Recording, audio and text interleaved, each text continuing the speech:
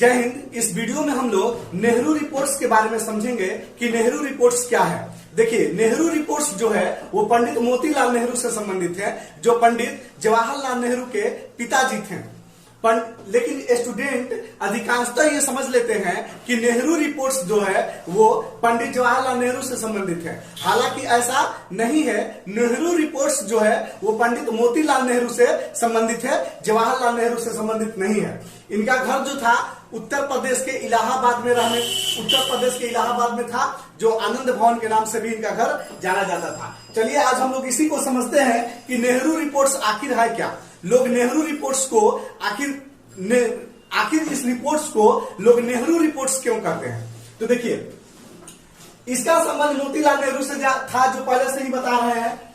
इसमें मांग था भारतीयों का डोमिनियन स्टेट का, भारत को डोमिनियन स्टेट यानी स्वराज्य का मांग था। अब ये डोमिनियन स्टेट्स होता क्या है, इसको समझ लिया जाए। तो डोमिनियन स्टेट्स वो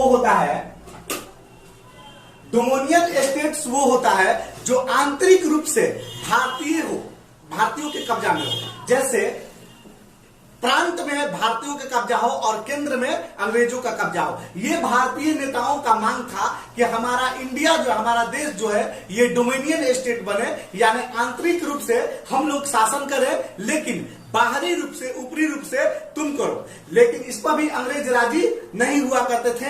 इसी दौरान साइमन कमीशन को अंग्रेज ले आए। साइमन कमीशन आया, उसमें एक भी भारतीय नहीं थे। साइमन कमीशन का सदस्य में एक भी भारतीय नहीं थे, जिससे और भारतीय नेताओं में गुस्सा आ गया और इसका पुरजोर विरोध किया। एक तो पहले से ही भारतीय विरोध उसका कर ही रहे थे, डोमिनियन स्टेटस मांग रहे थे, लेकिन दे नहीं रहा था समन्वय। और दूसरी तरह से कि वो ले दिया साइमन कमीशन, और साइमन कमीशन जब ले आया तो उसमें भी कोई भी भारतीय को सदस्यता नहीं मिला। इसी दौरान ब्रिटेन के भारत का सचिव बिरकेनहैंड ने भारतीयों से कहा कि आप अपना संविधान क्यों नहीं बना लेते हैं।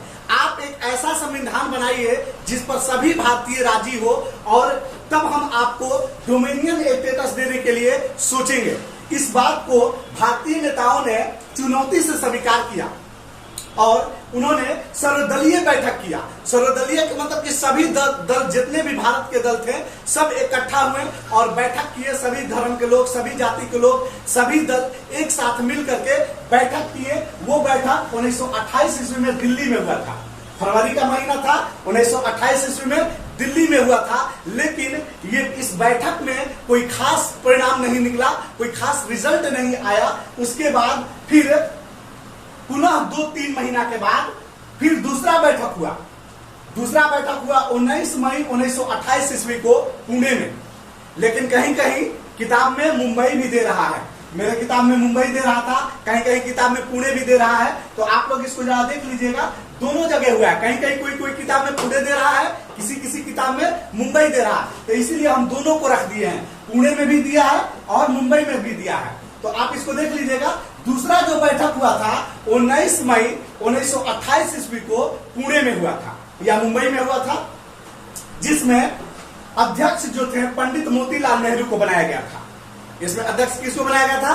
पंडित मोतीलाल नेहरू को। और इसके साथ भारत के 8 और नेता जो थे, जो उस समय कानून का अच्छे जानकार थे, उनको भी रखा गया था। उनको इसके सदस्यता में रखा गया था। यानी 8 सदस्य जो थे, उसमें एक पंडित मोतीलाल नेहरू ये अध्यक्ष थे, और बाकी 7 जो थे वो अलग से सदस्य थे। उस सदस्य में पंडित जवाहरलाल नेहरू, अली इमाम, तेग बहादुर, सुभाष चंद्र बोस जैसे नेताओं ने, 7 और नेताओं ने इसमें भाग लिया था। और बहुत मुशक्कत के बाद फिर इसको संविधान को बनाया गया, जो अगस्त के महीना में 1928 ईस्वी में पेश किया गया। लेकिन फिर भी इसका आगे चल के मुस्लिम लीग ने इसका विरोध किया, क्योंकि उसका भी कुछ 2-4-10 मांगे थी। लास्ट में चल करके मिस्टर अली जिन्ना ने भारतीयों के सामने 14 सूत्री मांग रखा था, जो भारतीयों ने इसको देने से साफ इनकार कर दिया था। और आगे इसके बारे में आगे वीडियो में बताया जाएगा। इतना ही अभी नेहरू रिपोर्ट्स के बारे में इतना आपको अभी जानकारी दिया जाता है। मैं उम्मीद करता हूं कि आप नेहरू रिपोर्ट्स के बारे में बढ़िया से समझ लिए होंगे। यदि मेरा वीडियो अच्छा लगा है तो लाइक कीजिए, शेयर कीजिए और मेरे चैनल को सब्सक्राइब कीजिए।